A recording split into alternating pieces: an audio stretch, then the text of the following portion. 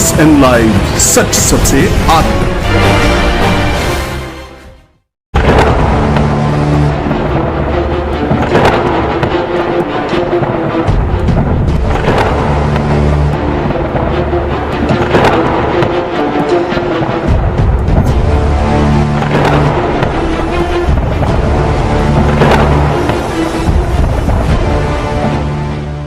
नमस्कार, आप देख रहे हैं SN लाइव।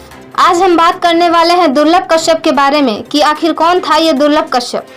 आपको इस वीडियो में दुर्लभ कश्यप के बारे में पूरी जानकारी मिलेगी। मध्य प्रदेश के उज्जैन जिले में कम उम्र के लड़कों की टोली का नाबालिग सरगना था दुर्लभ कश्यप। उसकी उम्र अपनी जिंदगी के सपने को रोशन कर देखने की थी, लेकिन होश संभालने के साथ ही उसकी चाहत मशहूर होने की हो गई और अपनी ख्वाहिशों को पूरी करने के लिए उसने जुर्म की दुनिया में कूदने का फैसला कर लिया।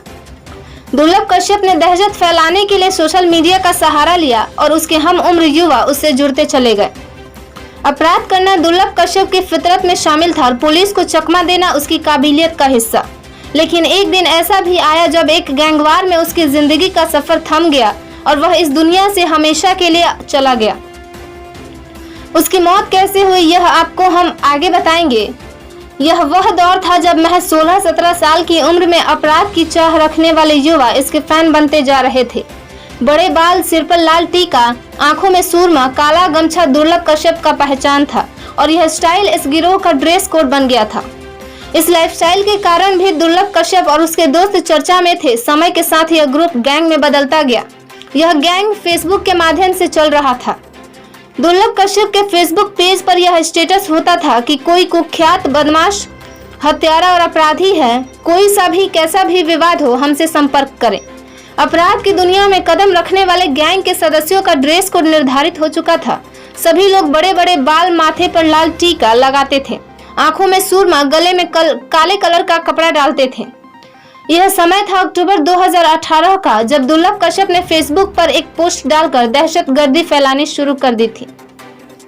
शुरुआती दौर में दुर्लभ कश्यप के गैंग ने सोशल मीडिया के माध्यम से अपने अपराध का कारोबार फैलाने की कोशिश की।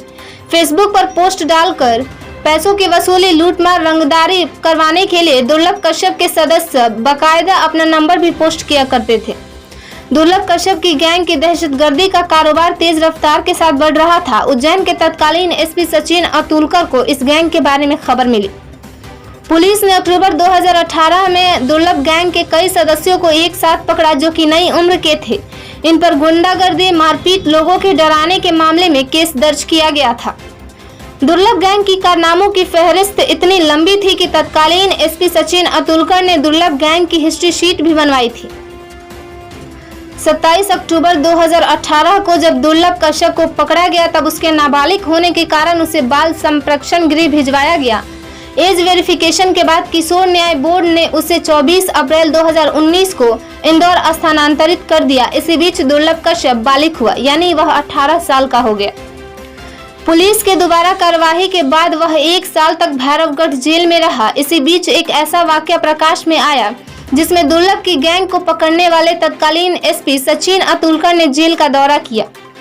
उन्होंने दुर्लभ कश्यप से मुलाकात की। इस दौरान एसपी सचिन अतुलकर ने एक बात कही कि तुम जेल में ही सुरक्षित हो, क्योंकि उम्र से ज्यादा दुश्मनी पाल ली है तुमने। बाहर निकलोगे तो कोई ना कोई जरूर मार देगा।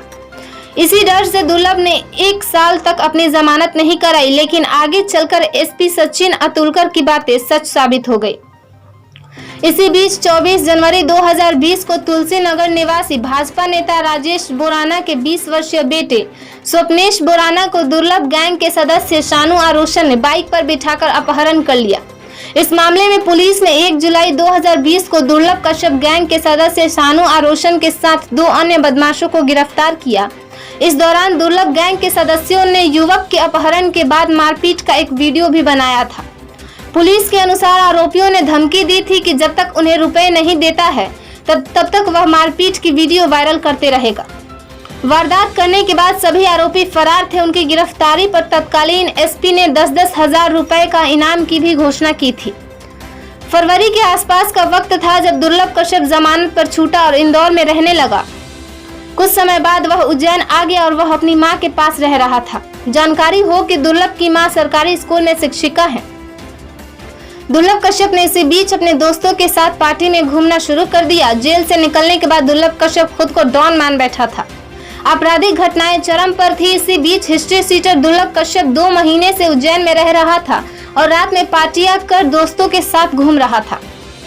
रात के 11 बजे दुर्लभ कश्यप की गैंग के कुछ साथी रफीगंज के हार फूल वाली गली में चाय पीने की दुकान पर पहुंचते हैं और वहां चाय दुकान अमन उर्फ भूरा को रंगदारी चाकू दिखाकर धमकाकर चले आते हैं। दुकान संचालक इसकी शिकायत करने माधवनगर पुलिस स्टेशन पहुंचते हैं, लेकिन उसकी रिपोर्ट नहीं लिखी जाती है और उसे वहां से भगा दिया जाता है। जिसके बाद करीब रात के 1 बजे दुर्लभ 5 साथियों के साथ बाइक व स्कूटर से चाय की दुकान पर पहुंचते हैं, जहां चाय की दुकान पर सामने खड़े युवक शहनवाज से उसकी कहासुनी शुरू होती है। इसी बीच दुर्लभ शहनवाज को कट्टे से गोली मार देता है, जो शहनवाज की गर्दन पर लगती है और शहनवाज वहीं गिर जाता है। इसके बाद शहनवाज के साथियों ने दुर्लभ को घेर कर उस पर हमला कर दिया। दुर्लभ पर चाकू से 34 वार किए गए। गैंगवार में कमजोर दुर्लभ के साथ आए उसके दोस्त दुर्लभ को वहीं छोड़ भाग गए, जिसका परिणाम यह हुआ कि अपराध की दुनिया में नाम कमाने की चाहत लिए 7 सितंबर 2020 को गैंगवार में 20 साल की उम्र में हिस्ट्री शीटर दुर्लभ कश्यप की चाकू से गोदकर हत्या कर दी गई। इस वक्त तक दुर्लभ पर 8 से 9 आपराधिक मामले दर्ज हो चुके थे। इसके बाद कई लोगों की भी गिरफ्तारी हुई। चाय दुकान संचालित करने वाले अमन उर्फ भूरा पुलिस का मुख्य चश्मदीद बना। उसकी रिपोर्ट पर दुर्लभ, राजदीप, अमित सोनी, अभिषेक शर्मा समेत एक अन्य के खिलाफ हत्या के प्रयास समेत अन्य धाराओं में मुकदमा दर्ज किया गया। वहीं दुर्लभ के साथी अभिषेक शर्मा की रिपोर्ट पर जीवाजीगंज पुलिस ने घायल शहनवाज, शादाब, हिस्ट्री शीटर रमीज राजा व भूरा के खिलाफ हत्या की धारा में केस दर्ज किया। अभिषेक ने बताया कि घटना के दिन दुर्लभ के घर दाल बाटी खाने के बाद रात को 1:30 बजे के करीब में सिगरेट व चाय पीने दुकान पर गया था। यहाँ शहनवाज और शादाब से कुछ कहासुनी हो गई।